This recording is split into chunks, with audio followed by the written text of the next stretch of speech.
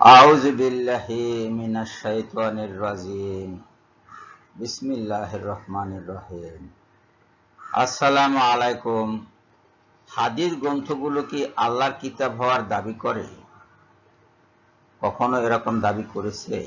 কোথাও পাওয়া যাবে হাদিস গ্রন্থগুলোতে এরকম দাবির কথা? অথবা হাদিস সংকলকগণ কি কখনো বলেছেন যে এগুলো আল্লাহর পক্ষ থেকে এসেছে? কখনো সেরকম দাবি করা হয়েছে?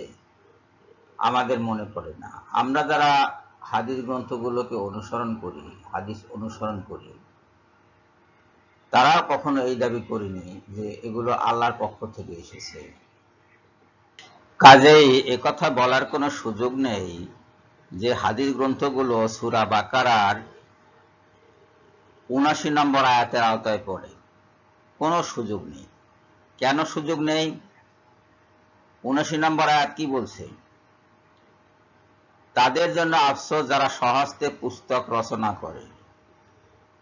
এই হাদিসগুলো রচিত, হাদিস গ্রন্থগুলো রচিত নয়, এগুলো সংকলিত। সংকলিত আর রচিত এ দুটোর মধ্যে পার্থক্য আছে। এই পার্থক্যটা বুঝতে হবে। স্বহস্তে পুস্তক রচনা করে এবং পার্থিব তুচ্ছ স্বার্থের জন্য বলে এটা আল্লাহর নিকট হতে সমাগত। এই হাদিস গ্রন্থগুলো কখনো বলেনি যে এটি আল্লাহর নিকট থেকে সমাগত। হাদিস সংকলকগণ বলেনি, আমরাও বলি না।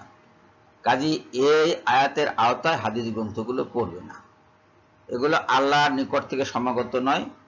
এখানে সুস্পষ্ট করে বলা হচ্ছে যে এগুলো রাসূলের বাণী, রাসূলের কথা, রাসূলের কাজকর্ম।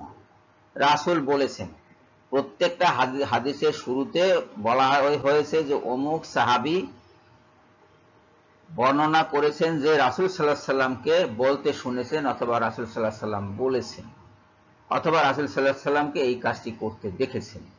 এর মাঝে কোনো কিছু আল্লাহর নিকট থেকে সমাগত বলে প্রচারিত হয়নি। কাজে হাদিস গ্রন্থগুলো এই আয়াতের আওতায় পড়বে না। যারা এই আয়াতের আওতায় হাদিস গ্রন্থগুলোকে বিচার করছে তারা হয় বোকা, না হয় ধূর্ত। বোকা এই জন্য যে তারা হাদিস বোঝেনি, হাদিস পড়েনি এবং এই আয়াত পড়েনি। আর না হয় ধূর্ত, যে ধূর্ত লোকগুলো বারবার আমাদেরকে বিরক্ত করছে এবং এই আয়াতটি সামনে নিয়ে আসছে হাদিসের প্রশ্ন উঠলে। আমরা বারবার তাদের জবাব দিচ্ছি, কিন্তু জবাব দেখছে না, জবাবের কানে তুলছে না। তারা বারবার এই আয়াত নিয়ে আসে। সহজেই বোঝা যায় যে তাদের ভিতরে নিফাক কাজ করছে। নিফাক মানে কি? যা থাকলে মানুষ মুনাফিক হয়, সেই নিফাক তাদের ভিতরে কাজ করছে। তারা শুনবে না।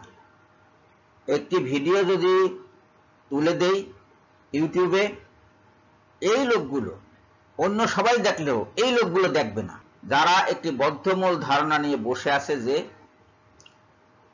হাদিস কোনো ক্রমেই মানা যাবে না। হাদিস মানলেই তাদেরকে টান দিয়ে ফেরেশতারা জাহান্নামে নিয়ে যাবে। আহাম্মকের দল। আল্লাহ পাক বলছেন রসুলকে মান্য করতে, রসুলের কথা মান্য করতে, রসুলের কাজকর্ম মান্য করতে, রসুলের কাজকর্মের অনুসরণ করতে, আর ওনারা বলছেন হাদিস মানা যাবে না। যা হোক, আমরা আর কথা বাড়াবো না। এই আয়াতের আওতায় এটি পড়বে না। কারণ কখনো এই হাদিস গ্রন্থগুলো বলছে না যে মিন ইন্দিল্লাহি, এগুলো হাজা মিন ইন্দিল্লাহি, এই কথা কখনো বলছে না যে এটা আল্লাহর পক্ষ থেকে নাজিলকৃত বা আল্লাহর পক্ষ থেকে এসেছে। এই হাদিসগুলো কখনো এই দাবি করে না। কাজে এই হাদিস এই আয়াতের আওতায় পড়বে না। সবাইকে ধন্যবাদ জানিয়ে বিদায় নিচ্ছি। আল্লাহ হাফেজ।